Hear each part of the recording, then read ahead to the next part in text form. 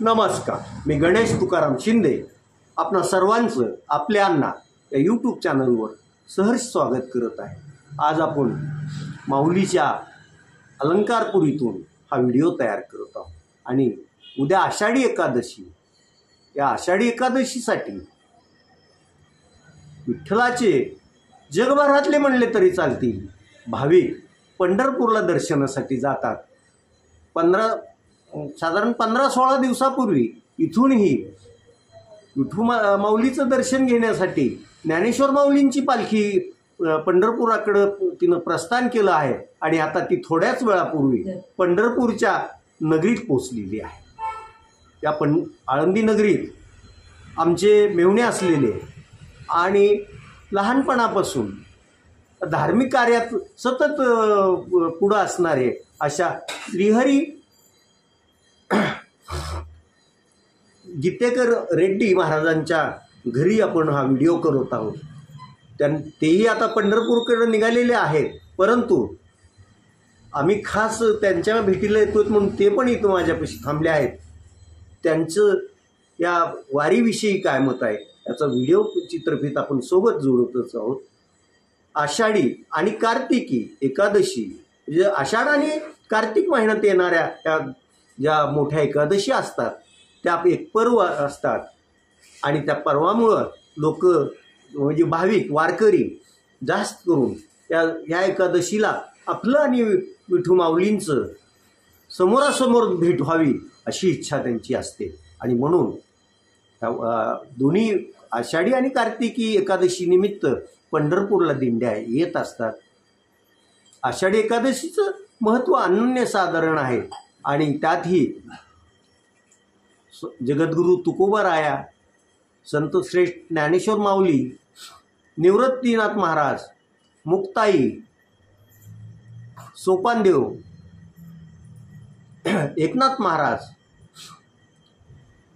नामदेव महाराज आणि साटुंगेश्वर महाराज ह्या 8 ज्या पालख्या आणि त्यांच्यासोबत असलेल्या दिंड्या आहेत त्या मानाच्या दिंड्या मानल्या जातात आणि या 8ही दिंड्या आणि पालख्या आता पंढरपूरमध्ये दाखल झाल्या असून ज्ञानराज माऊलींची बहीण मुक्ताईंची पालखी मात्र उशिरा पंढरपुरात दाखल होते, कारण तिचं येण्याचं अंतरही जास्त असतं आणि हे सर्व संत महंतांच्या गाठीभेटी झाल्यानंतर त्या चार भावंडांची म्हणजे ज्ञानेश्वर माऊली, निवृत्तीनाथ महाराज, सोपान काका आणि मुक्ताई चौघांची पंढरपूरच्या विठ्ठलाच्या दरबारात निवांत अशी गाठभेट होते। एकमेकांची ख्याली खुशाली शक्यता ते विचारत असतील किंवा त्या काळात ज्या काळात ते जिवंत असतील आणि ते जात असतील त्यावेळेसचा तो प्रघात असेल आणि आजही आपण तो पुढे चालवत आहोत।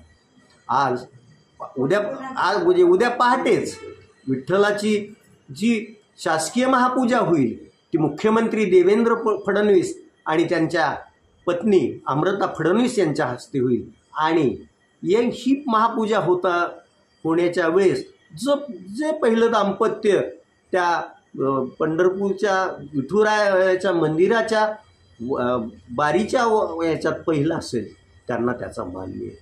तर सोबत श्रीहरी गीते महाराजांची चित्रफित। धन्यवाद। आपण आपल्या अण्णा यूट्यूब चॅनल सबस्क्राईब करा, लाईक करा आणि कमेंट्स पण नोंदवा। धन्यवाद।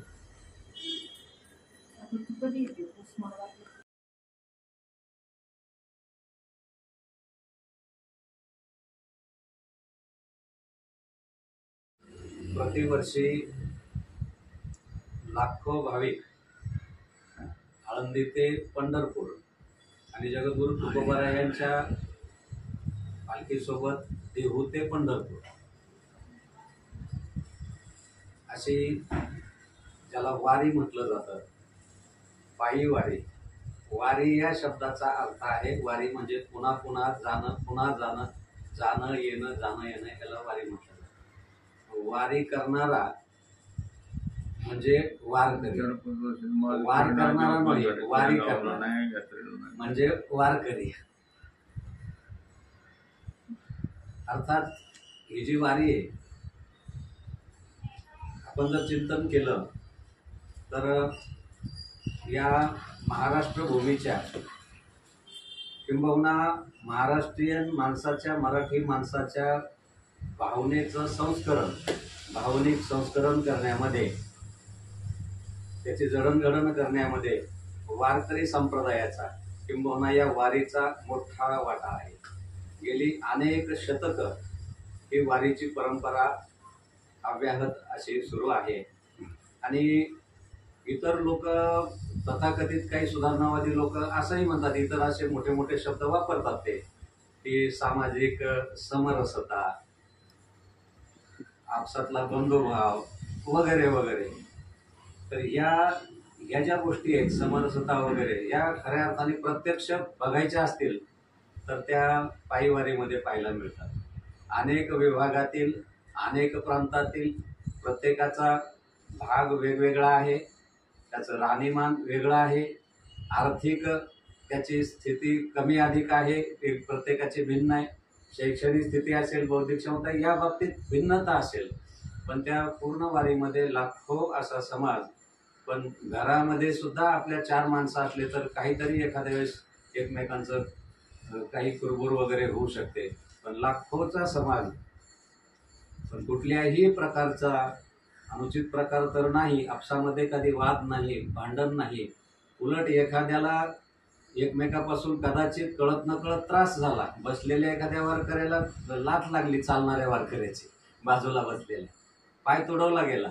ज्याने पाय तुडवला तोही म्हणतो माऊली, ज्याचा तुडवला गेला तोही म्हणतो असू द्या माऊली, असू द्या माऊली. याच्याशिवाय एकच गोष्ट, यामध्ये एक गोष्ट महत्वाची सांगायची म्हणजे हे भिन्न भिन्न प्रकृतीचे असणारे माणसं, एवढी लोक एकत्र जातात.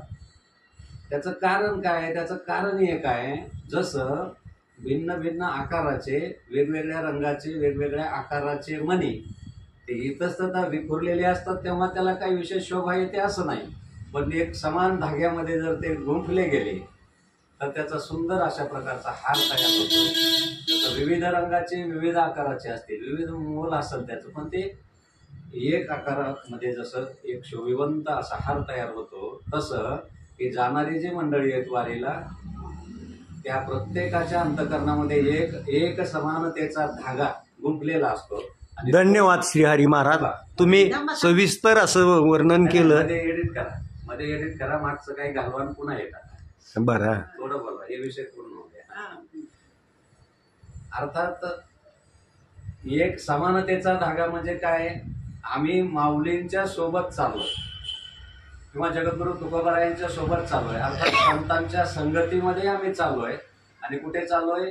देवाला, भगवान पंढरीश्वर पांडुरंग परमात्म्याला भेटायला चाललेलो आहे. हा एकच धागा सर्वांच्या एक अंतःकरणाचा तो धागा जोडलेला असल्यामुळे एका आईची लेकरं जणू काय भावंडही तेवढ्या प्रेमाने राहणार नाही, तेवढ्या प्रेमाने ही मंडळी वाटचाल करत 15 दिवस 20 दिवस वाटचाल करत असतात. आणि खऱ्या अर्थाने ही वारी म्हणजे समरसतेचं प्रतीक आहे, किंवा भेदभाव रहित, उच्च नीच रहित असं जे जगणं आहे, त्या जगण्याचं प्रतीक म्हणजे वारी आहे. किंबहुना राष्ट्रीय एकात्मतेचं प्रतीक म्हणजे वारी आहे.